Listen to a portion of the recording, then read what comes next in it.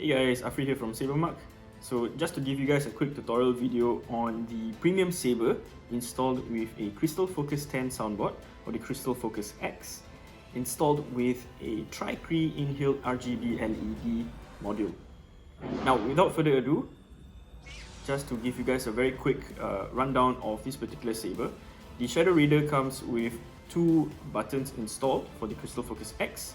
The main activation button is to the left of the control box, which is towards me right now, and the auxiliary button is on the right. So let's activate the saber. That's right, on your knees. So we just woke the saber up from deep sleep and press once again to turn the saber on. Press and hold to turn it off, and to cycle through the different colors that the saber have, turn the saber on. Press and hold the auxiliary button while tapping the main button Spectrum. to enter the spectrum dial mode. And with the saber up, you can actually tilt the saber to cycle through the different colors. Now once you're happy with the color that is selected, tap the auxiliary button once. And now we have selected the royal blue color.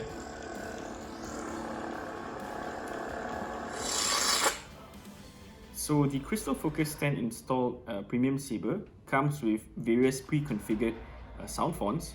Now to enter the selection of sound fonts and cycle through it, we first have to enter the menu. So while the saber is turned off, what you are going to do is to have to press and hold the auxiliary button Sound bank selection. Inquisitorius. to enter the menu. Now the auxiliary button, tap once to cycle forward, and the main activation button, tap once to cycle backwards. Now this is fun. Komiasana. On Kirito. Now once you're happy with the sound font selection, press and hold to select that sound font.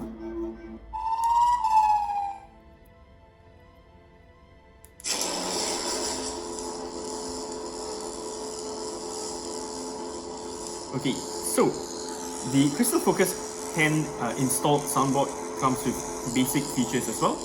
So as with most FX sabers, it comes with swing sounds, but in this case it comes with the smooth swing feature.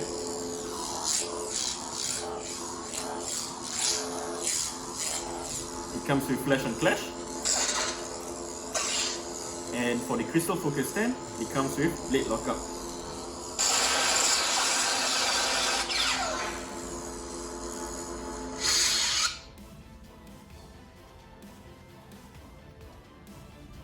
Okay, for the Shadow Reader premium saber, it comes with very special features. Now, as you can tell, this saber is very unique in the sense that it has many different types of greeblies and details. Now, you might have noticed that there is a blade retention screw. So this button head screw is actually used for the blade retention. So you can actually tighten the blade using the button head, or alternatively, you can actually use this null button as a thumb screw as well. To access the SD card, soundboard, as well as the battery and the recharge port, you have to remove the pommel cap and slightly loosen the Covertech wheel